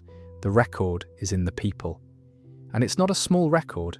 There's an argument to be made that Jesse Pinkman is the actual moral centre of Breaking Bad, not despite being introduced as a low-level drug dealer with a backwards baseball cap and an extensive vocabulary of invented slang, but partly because of it. The show conceals its most human character inside its least respectable one, and then very gradually, across 5 seasons, reveals that concealment. By the end of the series, Jesse is the person whose perspective you trust most, whose judgments land closest to something true, which is an extraordinary piece of character writing. Jesse starts the show as something of a comic figure. He's funny, he's in way over his head, he makes bad decisions with a kind of cheerful obliviousness that's oddly endearing. His partnership with Walt in the early episodes has the quality of a mismatched buddy comedy. The uptight middle-aged teacher and the hapless former student bumbling through their first attempts at the meth business. And there are genuinely funny moments in those early episodes, but the show is doing something else at the same time. Quietly, it's establishing that Jesse feels things. He feels things more directly, more immediately, more honestly than Walt does. Where Walt processes guilt by rationalizing, constructing the architecture of justification we discussed earlier, Jesse processes it by suffering. He feels the weight of what they're doing in his body, in his sleep, in his relationships. When people around him are harmed, he is harmed. He doesn't have the mechanism of detachment that Walt has spent decades perfecting. This difference between them becomes the moral engine of the show. Walt and Jesse make many of the same choices, are involved in many of the same acts, but their relationship to those acts is completely different, and the show insists on that difference with great care. Walt's ability to rationalize makes him more functional but less human. Jesse's inability to detach makes him less functional but more human. And more human, in the show's moral universe, is clearly the better condition, even when it costs you. The moment the episode is quiet and claustrophobic, and about average length by the standards of Breaking Bad, and a lot of people didn't like it when it first aired. And there's a fly in the lab that Walt becomes at one point. Very late, Jesse is telling Walt about his Aunt Ginny, about sitting with her as she was dying, about the moment he thought was her last breath. Opal didn't like it when it first aired. I think it's one of the show's finest hours. At one point, very late, Walt is telling Walt's story. His father exhaled again and kept breathing for a short while longer, a.g. about the moment he thought was her last breath. He says that he had a thought in that moment. I got it right, that the world felt perfect, that his life felt complete. And then she exhaled again and lived for another year, and the moment passed. He's not saying he wanted her to die. He's saying he had a moment of feeling that things were exactly as they should be, and that he's been chasing that feeling in various ways ever since. Jesse listens to this, and he says very quietly that he doesn't think Walt actually got it right, that he thinks Walt has been telling himself a story about that moment, and that the story isn't true. It's an unremarkable sounding exchange, but what it shows is Jesse seeing through Walt in a way that no other character quite manages. Jesse, the dropout, the dealer, the mess, Jesse can see what Walt is doing with his own history, the way he reshapes experience into the narrative that serves him. Jesse sees it because Jesse doesn't do that. Jesse remembers things the way they actually were, and it hurts Walt allows Jane to die in Breaking Bad Season 2, NG them anyway. The father-son dynamic between Walt and Jesse is one of the show's recurring threads. Walt mentors Jesse. He corrects him, guides him, tells him what to do and how to do it. He also, in various ways, destroys him. He allows Jane to die. He manipulates Jesse's emotional state through the poisoning of Brock. He uses Jesse as a tool with a competence and a lack of scruple that's genuinely horrifying to watch once you're at her. When he discovers that Gus Fring's distribution network is using children as dealers and hitmen, he can't let it go. Owned children, a motif that runs through the show with real consistency. Jesse refuses at various points to allow the business to involve harm to kids. When he discovers that Gus Fring's distribution network is selling to children, he can't let it go. Walt can rationalize it. Jesse can't. And the show treats Jesse's inability to rationalize it not as weakness but as moral clarity. Jesse's arc moves in exactly the opposite direction from Walt's. Walt starts as someone broadly sympathetic and ends as someone genuinely frightening. Jesse starts as someone you might diss me. There's a shot near the end of Season 4 of Jesse in the desert. Digging.nd comes back. He's broken repeatedly, and he doesn't break clean the way Walt breaks. He breaks messily, visibly, with real grief, but he keeps coming back to something true. There's a shot near the end of Season 5 of Jesse in the desert. Digging. He's not doing it for any rational reason. He's digging because he needs to do something with his hands. Something physical that makes sense in a world that has stopped making sense. It's one of the most desolate images in the series, and it's also one of the most honest. Jesse, at his lowest points, doesn't construct narratives. He just is in the pain. There's something almost admirable about that, even when it's very hard to watch. El Camino, the 2019 film that follows Jesse after the finale's events, gives him something the show itself couldn't quite afford to give him: an ending. And it's not a triumphant ending in any conventional sense. Jesse gets to Alaska. He gets to some version of freedom, but the film is careful about what freedom costs him and what it doesn't restore. He carries everything. He's not healed by the ending. He's just, finally, somewhere that isn't the cage. Which might be the best outcome the show's universe can offer, and the show seems to know this. Jesse's freedom is hard-won and partial, and accompanied by everything he's lost and done and seen. But it's his. It wasn't given to him by Walt or taken from Walt. He made it happen himself through choices that cost him enormously. And in a show about the consequences of choices, there's a kind of quiet justice in that. Jesse is the person Breaking Bad gives you to hold on to when Walt becomes impossible to hold. He's the counter-argument, not in any argued intellectual sense, but in the older sense, the human sense. He's what it looks like when someone keeps their capacity for feeling, even when feeling is extremely inconvenient and extremely painful. He's what it looks like to be broken and not rationalize your way out of it. I find him, in retrospect, the most interesting character in the show, which I didn't expect watching it for the first time. There's one more thing about Jesse that I don't want to skip past. The show is, among other things, about the cost of being the person who actually feels things in a world that rewards people who don't. Jesse pays that cost at every stage. He pays it in the form of his addiction, which comes and goes throughout the series and is handled by the writers with genuine care, not as a morality tale about drugs, but as a window into the particular way Jesse processes unbearable experience. When the pain is too much to hold, Jesse finds ways to not hold it, whereas Walt, when the pain is too much to hold, finds ways to rationalize it into something else. The addiction and the rationalization are both coping mechanisms. The show treats both seriously, but there's something in the way it frames Jesse's grief, raw, visible, undisguised, that suggests it trusts grief more than it trusts the management of grief. Jesse's suffering is legible. Walt's processing is elegant and impenetrable, and ultimately false.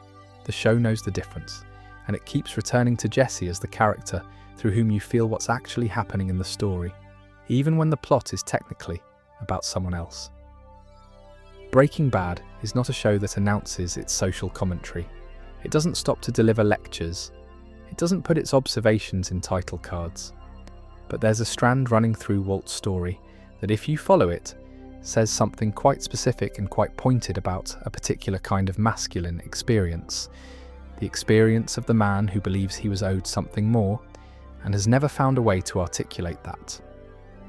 I want to be careful here, because this kind of analysis can become reductive quickly. Walt is not simply a case study in thwarted male entitlement. He's a person, a complex one, and the show respects his complexity. But there is something in the architecture of his wound, the specific shape of the humiliation he carries, that I think is worth looking at directly. Consider the inventory of small humiliations that constitute Walt's daily life at the show's opening. He teaches in a school where his students mostly don't care about his subject. He has to ask permission to leave school early for a medical appointment. He washes cars at a second job on weekends, and one of his students films him doing it. His brother-in-law Hank is louder, more gregarious, more physically imposing, and occupies more space at family gatherings in a way that leaves Walt feeling, if not exactly diminished, then certainly not amplified. He had to borrow money from his mother-in-law for a down payment on his house. He drives a car that struggles. None of these things are catastrophic. Many people live with similar conditions and don't turn to manufacturing methamphetamine. The point isn't that the conditions are sufficient cause for what follows. The point is the texture of them, the specific way they each touch the same nerve. They are all, in their different ways, violations of something Walt expected about himself. They all communicate, you are not who you thought you were, and that expectation, the expectation of being someone, is itself worth examining. Walt expected, based on evidence he had good reason to consider valid, that his intelligence and his talent would carry him to a life that matched them. He was extraordinarily capable as a scientist. He co-founded a company that became enormously successful. The expectation wasn't irrational. It was based on something real. And then the reality diverged from the expectation, and the divergence sat in him, unaddressed, growing very quietly, for decades. The show connects this to something specific about how certain ideas of masculinity operate. The notion, still culturally widespread, even if increasingly contested, that a man's worth is partly measured by his economic production and social dominance. That to be dependent, to be lesser, to need help, is to be, in some meaningful sense, less of a man. Walt has absorbed this idea so completely that it doesn't announce itself as an idea. It just feels like the truth of how things are. To be in the hairnet at the car wash is to be, in some inarticulate but pressing way, wrong. This is what gives the transformation into Heisenberg its emotional logic. Heisenberg is the version of Walt that is, which is, I think, part of what he means when he says he was alive, OB. That no one calls Walt in a tone that communicates barely concealed pity. Heisenberg provides the experience of being exactly as significant as Walt always believed he should be, which is, I think, part of what he means when he says he felt alive. The show is not sympathetic to this exactly, but it is compassionate toward it. It understands how the wound was made. It understands the logic of the response. It just also refuses to suggest that the logic is adequate, that the wound justifies the response, that the humiliation was bad enough to deserve the destruction that followed. Understanding is not excuse. The show holds these two things simultaneously and doesn't let either one collapse into the other. What's interesting is that Walt's crisis is, in a sense, a crisis of meaning. He expected his life to mean something specific, to be legible as a life of exceptional achievement, and it doesn't. That's the core of it. He has all the peripheral ingredients: a family, a house, a job that's genuinely useful to the world, a son who adores him, but none of it adds up to the particular kind of meaning he needed it to add up to. The meaning was supposed to come from being recognized as exceptional. Without that recognition, the rest of it feels like furniture in a room he didn't ask to be in. Breaking Bad is, among other things, a very honest look at what can happen when someone carries a meaning-shaped hole in their life for long enough and then finds something that fills it. The filling is catastrophically destructive, but the hole was real, and the show doesn't pretend it wasn't. I should add, because I think it's important, the show is equally hard on the cultural framework that created the hole. It's not suggesting that Walt's wounded ego is a purely individual failure. It's placing that ego in a specific cultural context, a version of American masculine identity that ties self-worth to economic success and dominance in a way that's quite cruel when the economic success doesn't materialize. Walt is a product of that framework. He's also accountable for his choices within it. Both things. There's also something in the show about the particular difficulty of the provider narrative. The story men tell themselves, and that culture tells men, that their job is to provide. That providing is the expression of love, that financial security is the same as care. Walt tells himself this story at full volume throughout the show, but a man who genuinely cared about providing for his family would, at numerous points, have made very different choices. The provider story is a wrapper. What's inside the wrapper is the need to be recognized, to matter, to knock, rather than be knocked upon. I don't think the show is suggesting that all men who feel similarly wounded will follow Walt's trajectory. It's a very specific character in a very specific set of circumstances, and the show knows this. But it's also suggesting that the structure of Walt's wound, the masculine pride, the expectation of significance, the catastrophic consequence of that expectation not being met, is not unique to Walt. It's a pattern, a recognizable one. And that recognition, I think, is part of what makes the show continue to resonate long after it's finished. There's something painful about watching it in that particular way. Not just because of what Walt does, but because of how familiar the wound is before he does any of it. There's a moment late in the series, Season 5, when the Empire is at its height, where we see Walt's money, not a bag of money or a box of money, but genuinely enormous Quantit Skylar White explicitly states that they have more money than their family can spend. It and covered with tarps because it no longer fits in any vessel that makes domestic sense. At this point, Walt has more money than his family could meaningfully spend in the normal course of a lifetime. He knows this. He says it out loud at one point. He can't even count it all. He keeps going anyway. This is, I think, the moment in the show that most clearly reveals what the whole enterprise is actually about. Because if the money had ever really been the point, this is where you stop. You have achieved the financial goal. The stated purpose, providing for the family, securing their future, has been accomplished beyond any reasonable interpretation of the word secured. There is no material reason to continue.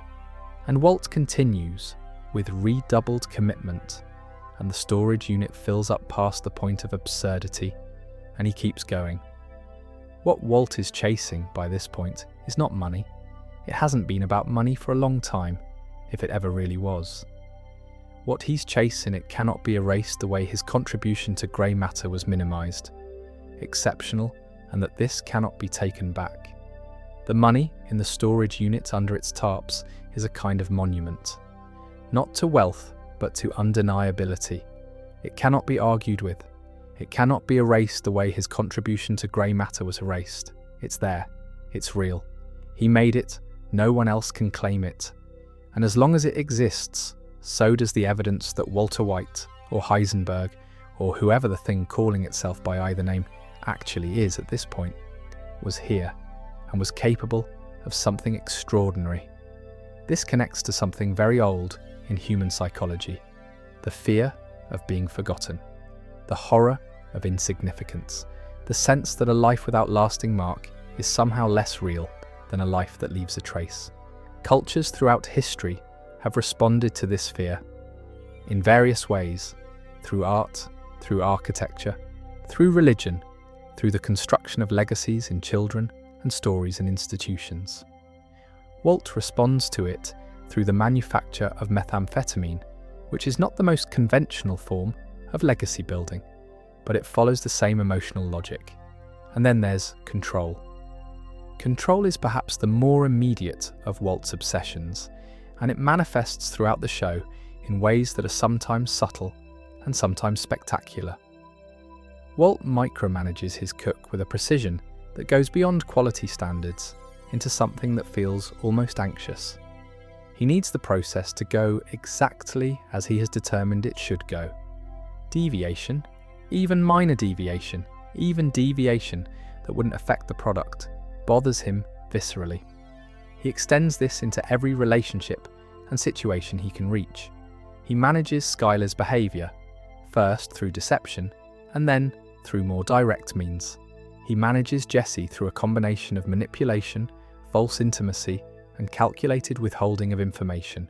He manages his relationships with Gus, with the cartel, with Saul, with Mike, always working angles, always positioning, always trying to be the person in the room who knows the most and controls the most. What's interesting is the contrast between Walt's need for control and his actual capacity for it. He is often in control, particularly in the earlier seasons. He's genuinely clever and genuinely capable, and he manages situations that should have defeated him. But the control is never stable. It requires constant maintenance, and the higher he builds it, the more catastrophic the unravelling becomes. When circumstances inevit, Walt discovers he doesn't have enough money in the crawl space and agement. The crawl space scene, which we touched on earlier in the context of anagnorisis, is partly a control collapse scene. Walt goes to retrieve the thing he needs to execute the next step of his plan, and the plan is impossible. He has no money, he has no exit, he has no leverage. The precise and elaborate machinery of control he has constructed has hit a wall it cannot move. And what comes out of him in that moment, that horrible extended laughter, is what it sounds like when someone whose entire psychological architecture is built on control encounters its absolute limit. Grey matter functions in the legacy and control discussion as the original wound. We've been back to grey matter a few times tonight, and I don't want to over-explain it, because we established it early on, and you have it. But it's worth naming here as a through line, because the meth empire is, in a very direct sense, Walt's attempt to build something that no one can erase him from. He was erased from grey matter. The company exit has a co-founder whose name can eclipse his. It is functionally Walt's, but never legally his. Walter White can take credit for it. A. Jack Welker ultimately removes Walt from his empire. The empire is the replacement. The empire has no shareholders. It has no board of directors. It has no co-founder whose name can eclipse his. It is functionally and legally entirely Walt's. No one can take credit for it. No one can have him removed. No one can appear on a television chat show and explain that his contribution was essentially personal. That's what the money in the storage unit represents, ultimately. Not security, not provision, proof. Proof that Walter White was here, and that what he built was real and extraordinary and entirely, unambiguously his.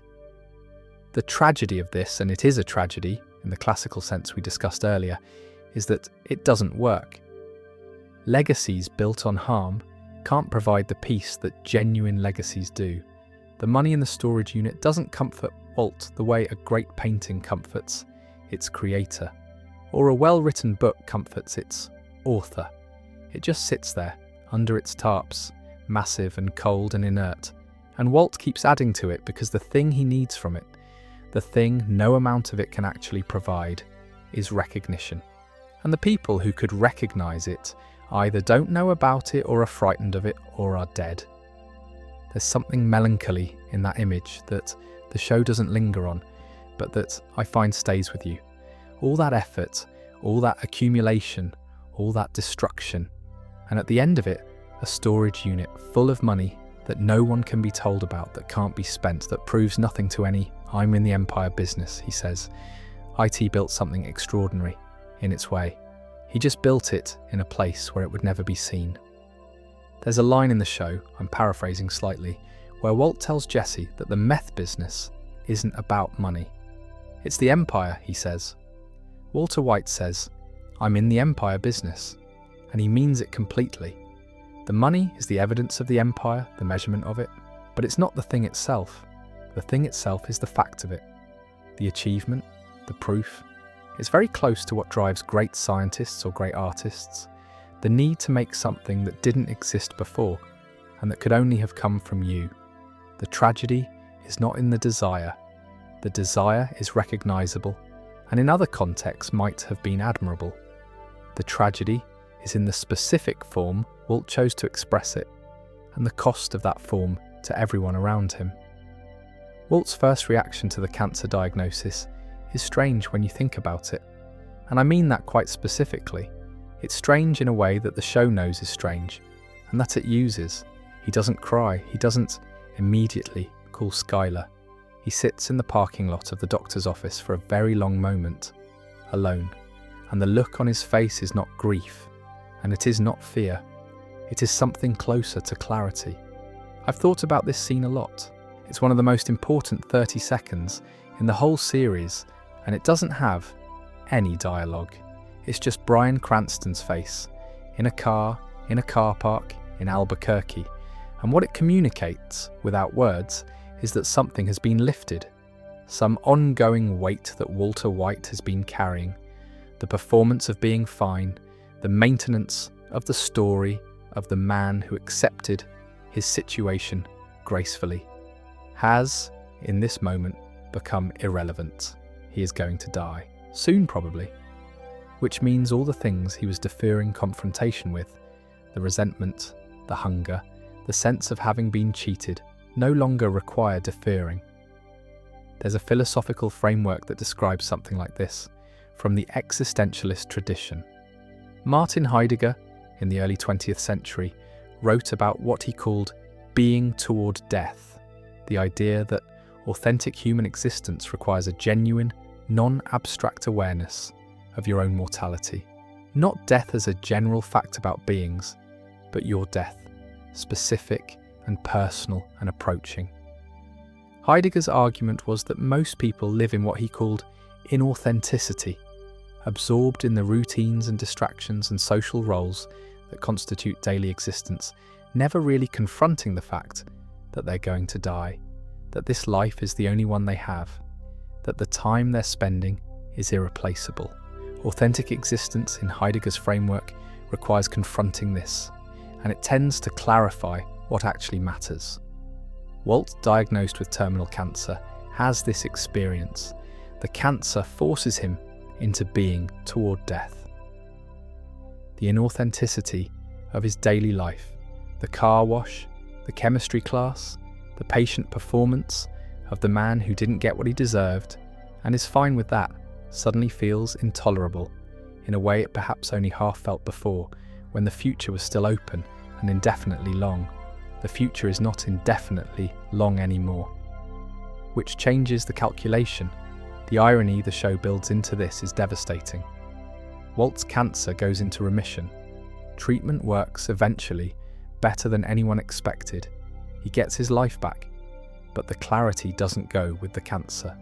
He can't unknow what he learned about himself during the months when he thought he was dying. He can't re-suppress the hunger once he's fed it. He's had the experience of being authentically, uncomplicatedly himself in the lab, as Heisenberg, making something extraordinary, and the prospect of returning to the parking lot, the car wash, the hairnet, is not survivable. This is, I think, the show's most precise observation about the relationship between mortality and meaning. Walt's cancer didn't create something new in him. It removed an inhibition. It allowed something that was already there to come forward, briefly and catastrophically, and once forward, it couldn't be pushed back. The remission is, in a sense, worse for Walt's soul than the death sentence was, because the death sentence gave him permission for the clarity, and the remission takes the permission away without taking the clarity. There's a beautiful and terrible piece of dramatic irony in the show's structure around this. The first season is partly about Walt doing extreme things because he thinks he doesn't have long to live. The terrible things are still terrible, but they have a kind of desperate logic. A man with a terminal diagnosis who wants to secure his family's future is at least working within a comprehensible framework, even if the method is wrong. But as the show progresses and the cancer retreats, the extreme things continue and intensify, and what was framed as desperation starts to reveal itself as desire. The cancer returns in the final season, quietly. By the time we learn about it, Walt finding out in private, telling almost no one, it's almost irrelevant to the plot. The Empire is crumbling for entirely different reasons. The cancer isn't driving anything anymore, which is itself a statement. The cancer was, eventually, beside the point. What it started, it no longer needed to maintain. Walt has become something that sustains itself. There's also something worth noting about how Walt relates to his own body throughout the show. He is, by training and inclination, a scientist. He understands the biology of cancer. He knows what's happening in his lungs in technical detail, and this knowledge coexists with an almost contemptuous relationship to his own physical existence. The way he continues to cook, to go into dangerous situations, to take risks with his health and safety that most people would find obviously irrational. The body is, for Walt, a vehicle. What matters is the mind, the chemistry, the ability to operate and produce and be excellent. The body breaking down is an inconvenience, not an existential challenge. This too is a form of pride, the refusal to be defined by physical vulnerability, the insistence that the illness is something happening to the body, not to him, or at least not to the part of him that matters. It connects to Heisenberg's imperviousness, the persona of the person who is not threatened by anything. Heisenberg doesn't get cancer, Walter White does, and one of the subtle motions of the show is the way Walt increasingly treats the cancer as something that belongs to the old self, the submissive self, the self being left behind. What Heidegger's framework suggests, though, is that this relationship to mortality, the contemptuous dismissal of it, the refusal to be defined by it, is a form of inauthenticity in its own right. Authentic being toward death requires actually sitting with the fact of your mortality, not using it as a stimulus and then discarding it. Walt uses the cancer as fuel and then stops thinking about it, which is its own kind of running away. There's a conversation to be had about whether Walt ever truly achieves the Heideggerian authentic existence he seems to be grasping for. I think the show's answer, ultimately, is no, or at least not in the way he imagines. Being alive in the lab, being Heisenberg, feeling the full extension of his capabilities, these are real experiences, not nothing, but they're built on suppression and destruction and self-deception.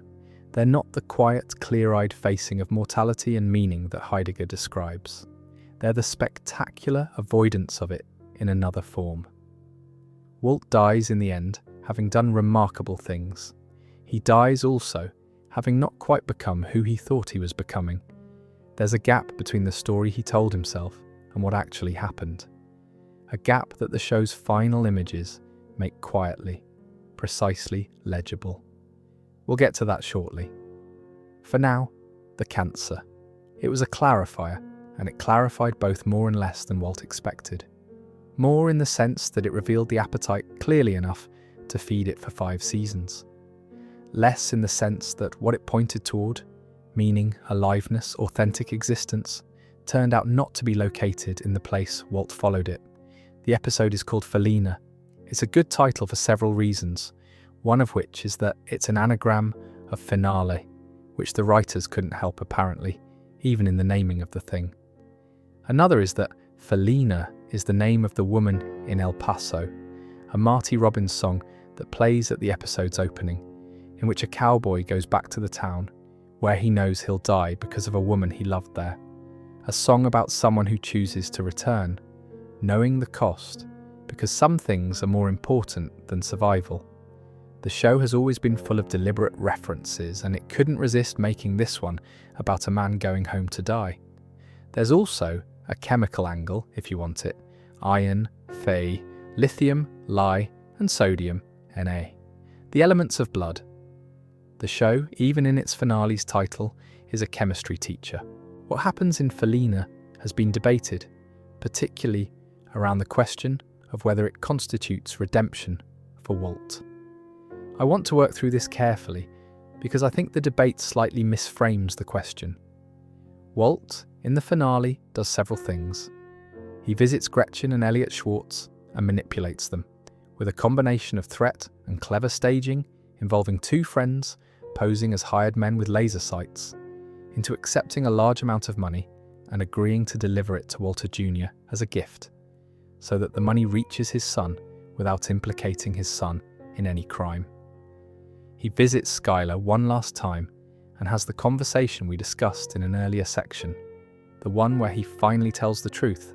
He visits his former associates and arranges, through a mechanical device of considerable ingenuity, to eliminate them and simultaneously free Jesse, who has been enslaved by them. He says goodbye to his daughter Holly, who doesn't know him and is too young to know him. And then he goes to the lab, where he's never truly been anything other than himself, and he runs his hand along the equipment, and he dies.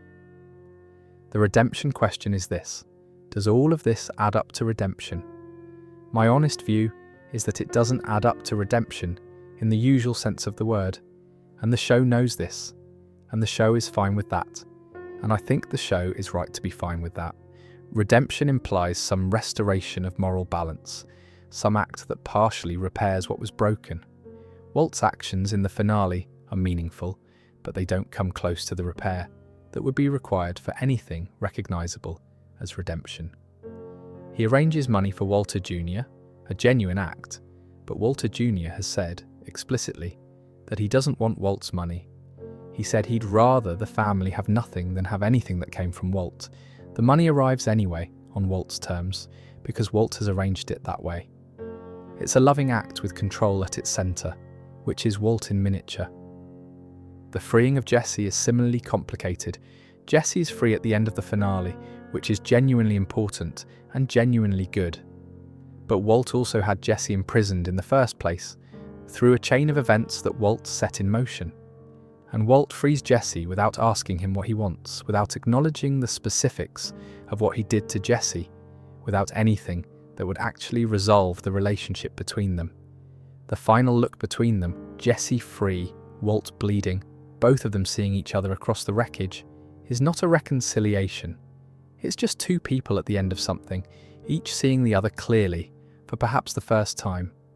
What the finale does offer Walt, and what I think the show is presenting as something meaningful, even if not redemptive in the full sense, is honesty. The conversation with Skylar, the admission, the removal at the very end of the story he's been telling. Walt goes through the finale not performing anything particular, not constructing any new narrative. He does what he's going to do, and he doesn't pretend it's something different from what it is. And then he dies in the lab. That detail matters.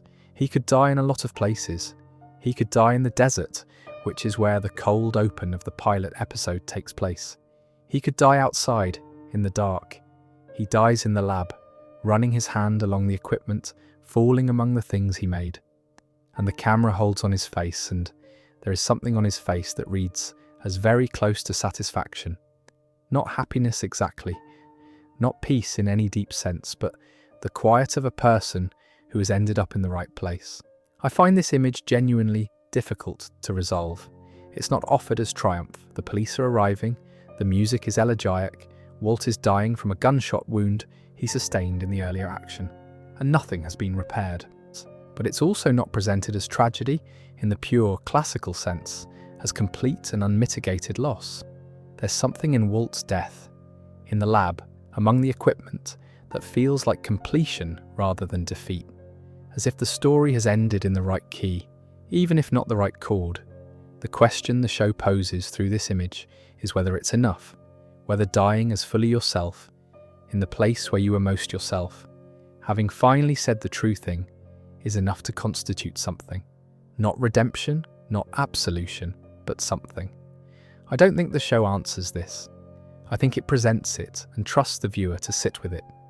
The show has never been interested in easy moral verdicts. It hasn't condemned Walt simply, and it hasn't excused him simply.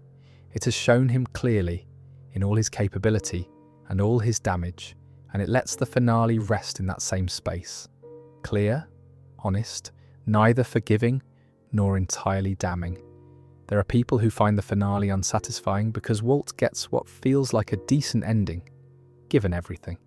He dies on his own terms, in his own place, having done some meaningful things in his last hours. He doesn't die in shame or humiliation or complete loss.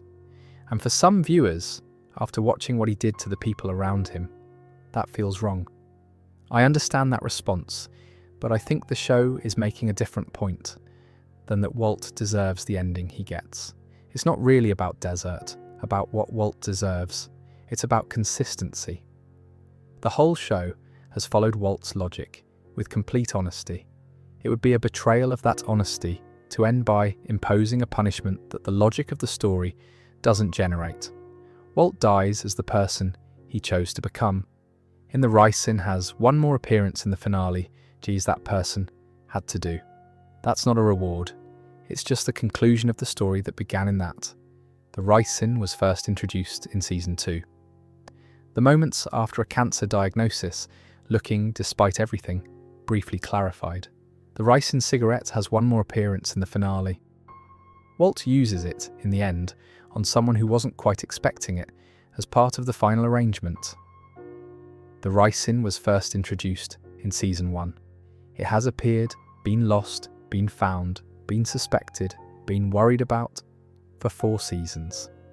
And it finally does what Ricin does. The show is meticulous about this kind of closure. The threads are tied not because endings require neat bows, but because in a show about consequences, every introduced cause eventually produces its effect. The chemistry, again. The reactions completing themselves. The end title card is just the show's name. Breaking Bad. Past tense now. The process is done. What it broke is extensive, documented, and largely unrepaired. What remained when the breaking was finished is something the show presents without commentary and without verdict, which is, I think, the right artistic choice. Absolutely the right artistic choice. So that's Walter White. We've spent tonight moving through his story from the parking lot at the beginning to the lab at the end, taking detours through chemistry and Greek tragedy and the psychology of pride and the question of what it means to build a monument in a place where no one can see it. We've spent some time with the people around him, Skylar, Hank, Walter Jr., Jesse, and thought about what they reflect back. We've sat with the cancer, the alter ego, the finale, the admission. I'm not going to offer a verdict. I don't think I have one.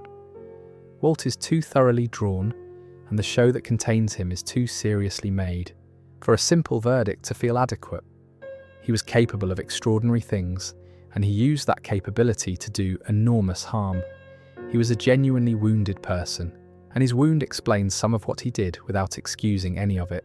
He was, depending on which philosophical framework you bring, either someone who finally became himself, or someone who destroyed himself, or both simultaneously, which is probably closest to true. What I keep coming back to, in the end, is one of the show's quieter threads, the question of self-knowledge.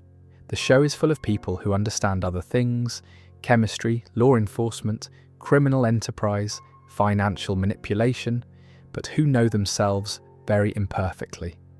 Walt, in particular, is someone who spent decades almost willfully not looking at what he actually wanted and why. The family story was, among other things, a way of not having to look directly at the hunger. The self-deception was in some ways a kindness he performed for himself. He wasn't ready to look at it, and then the cancer removed the luxury of not looking, and what was there turned out to be formidable and destructive, and in its own terrible way, true. There's something in that which feels like a question the show is asking the viewer as well as its characters, not accusatorially, Not in a "what are you suppressing" way, more gently than that. More like, do you know what you actually want? Not the version you've constructed for social legibility, not the version that sounds acceptable when you say it out loud, but the thing underneath that. Do you know how much of the story you tell about why you do things is accurate? Most of us will never find out, in any dramatic way. We don't have cancers that clarify, or fortunate encounters with former students who open doors to very specific career changes. We live with the story we've built, and we don't often get the occasion to test it, which might be a mercy, or might be something else. The show, for what it's worth, doesn't think we'd all be Walter White if given the opportunity.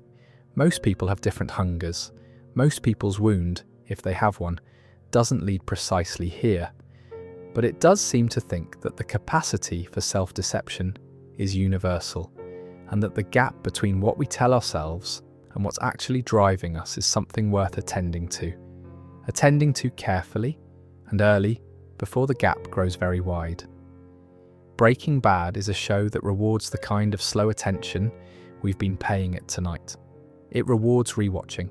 It rewards thinking about after the lights are out. It rewards exactly this kind of unhurried wandering through its ideas, because the ideas are genuinely there, genuinely substantive, and the show trusts them to sustain extended examination. There are more of these long-form explorations